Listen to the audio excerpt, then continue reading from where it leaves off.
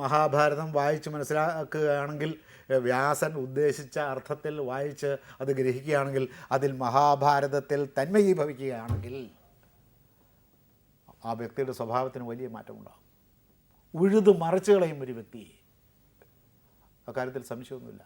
ഉഴുതു മറിക്കും ഒരു വ്യക്തിയുടെ വ്യക്തിത്വത്തെ, ഉഴുതു മറിച്ച് അയാളെ വ്യാസൻ ഉദ്ദേശിക്കുന്ന തരത്തിൽ രൂപാന്തരപ്പെടുത്തി കളയും. ഇപ്പോൾ ഭാരതീയ ചിന്തയെക്കുറിച്ച് പഠിക്കാൻ പോയ കെ ദാമോദരൻ പിന്നീട് ഇന്ത്യയുടെ ആധ്യാത്മികവാദത്തെ നാം കരുതുന്നത് പോലെ ഭൗതികവാദം കൊണ്ട് തള്ളിക്കളയാവുന്നതല്ല എന്ന് പറയുകയും അദ്ദേഹത്തിന് പാർട്ടിയിലുള്ള സ്ഥാനം ക്രമേണ ലയിച്ചു പോവുകയും ചെയ്തു. ഇല്ലാതെയായി എന്നർത്ഥം. പാർട്ടിയിൽ നിന്ന് പിന്നെ അദ്ദേഹത്തെ കാര്യങ്ങളൊന്നും ഏൽപ്പിക്കാതെയായി. അപ്പോൾ അങ്ങോട്ട് ചെന്ന് പിടിച്ചാൽ, മഹാഭാരതത്തിലേക്ക് ഒരുത്തൻ കയറി ചെന്നാൽ മഹാഭാരതത്തിൽ അയാളുടെ പൂർവ്വ വ്യക്തിത്വം, അയാളുടെ പൂർവ്വ സംസ്കാരം മുങ്ങിച്ചാവുക എന്നുള്ളതല്ലാതെ അയാൾ അതിൽ നിന്ന് താൻ കൊണ്ടുപോയ സ്വത്വവുമായി തിരികെ പോരുകയില്ല.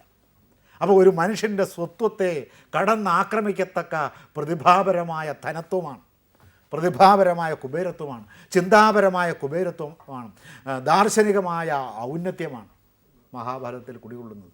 നാം അവിടെ വീണ് ചാവുകയാണ് ഒരു നല്ല ആസ്വാദകനെ സംബന്ധിച്ചിടത്തോളം അഭികാമ്യം.